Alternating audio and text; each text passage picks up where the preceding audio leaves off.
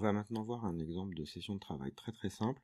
Il s'agit juste de circuler un peu à l'intérieur des fichiers, de démarrer l'éditeur de texte et puis de commencer à compiler.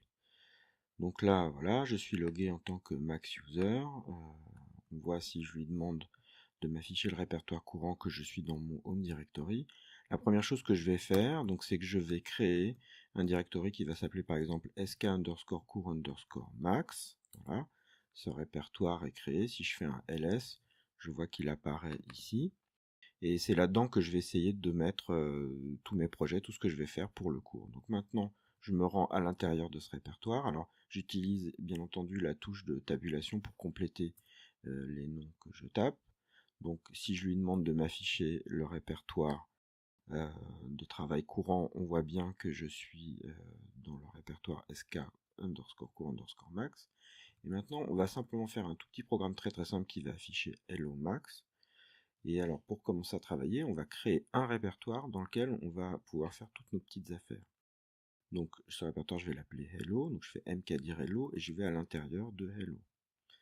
Alors, encore une fois, j'affiche le répertoire de travail courant. On voit bien que je suis dans hello qui se trouve à l'intérieur de sk_cour_max dans le home directory de mon utilisateur.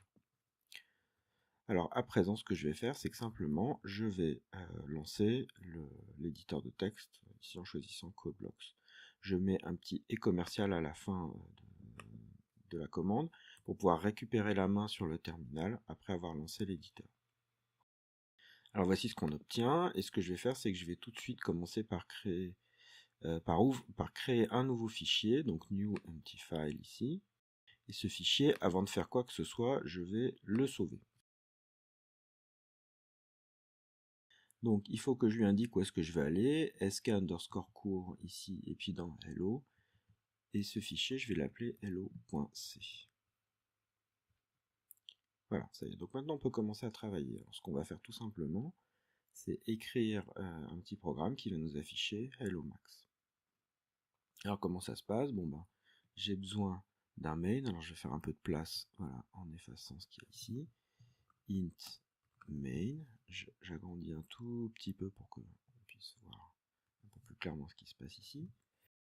Voilà, je mets les accolades, je vais lui demander printf de m'afficher hello max, je rajoute le \n pour pouvoir passer à la ligne, je mets un petit point virgule, ici je vais lui demander de sortir, voilà, si tout se passe bien comme ça.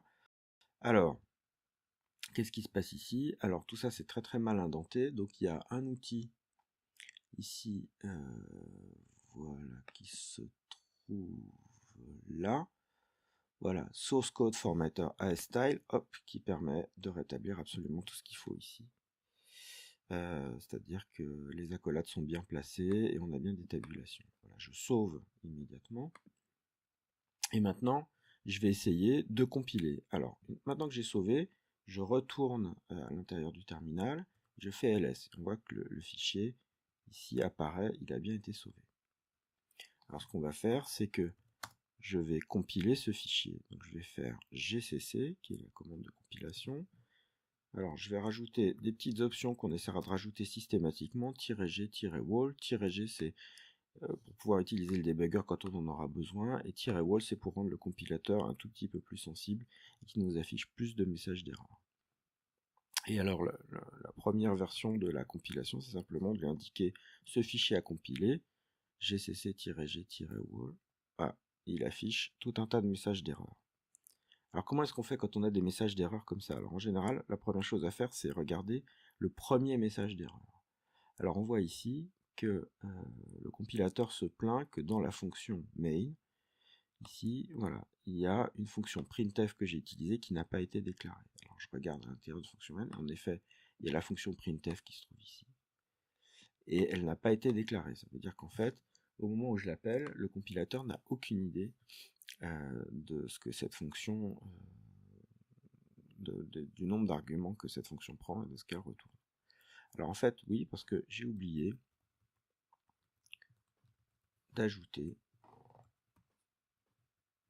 voilà, ce fichier ici, cette ligne, pardon, qui va m'inclure ce qu'on appelle un fichier d'entête, le fichier stdio.h, le fichier où les fonctions qui font les entrées et les sorties standards sont correctement prototypées.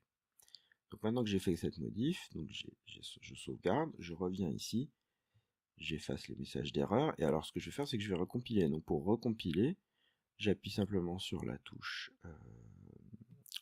flèche vers le haut, curseur vers le haut, et donc ça me rappelle immédiatement la ligne de compilation que je viens de taper. Je réessaie, ah, il y a toujours un problème. Alors qu'est-ce que c'est ici? Donc maintenant je n'ai plus qu'une seule erreur, et on voit qu'en fait c'est le exit success qui ne lui plaît pas. Alors qu'est-ce qui se passe? Il me dit bah oui, le exit success est lui aussi non déclaré. Donc en fait ce qui s'est passé, c'est que j'ai oublié d'inclure un autre fichier en tête, qui est le fichier de stdlib.h qui est associé à la librairie standard. Et là-dedans, en fait, si je recommence, donc voilà, je recommence ma compilation, maintenant je n'ai plus aucun message d'erreur. Alors, j'ai plus aucun message d'erreur, mais il n'y a rien du tout qui s'est affiché. Qu'est-ce qui se passe? Si je fais ls, en fait, on voit qu'il y a un nouveau fichier a.out, a pour assembly, assembly.out, donc c'est l'output de l'assemblage, qui a été créé. Et ce fichier est un fichier exécutable, et donc je vais l'exécuter. Alors pour l'exécuter, à l'invite du shell, je vais taper point pour commencer à lui spécifier le chemin, c'est-à-dire ici, slash, qu'est-ce qu'il y a ici, a.out. Donc ça c'est le chemin, c'est-à-dire a.out qui se trouve dans le directory courant. Je lance, et en effet, voilà, j'ai bien le fichier, la sortie standard qui m'indique hello max, ce que j'ai programmé juste au-dessus. Voilà, alors maintenant, évidemment, le fait d'avoir a.out, c'est pas extrêmement satisfaisant.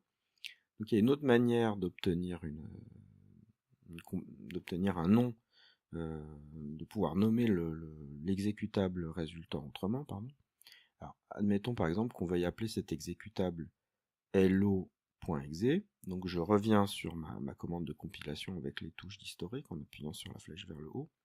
Et je vais rajouter une petite option supplémentaire à ma commande de compilation, "-o", pour spécifier le nom de la sortie, o comme output. Et là, je vais lui dire hello.exe.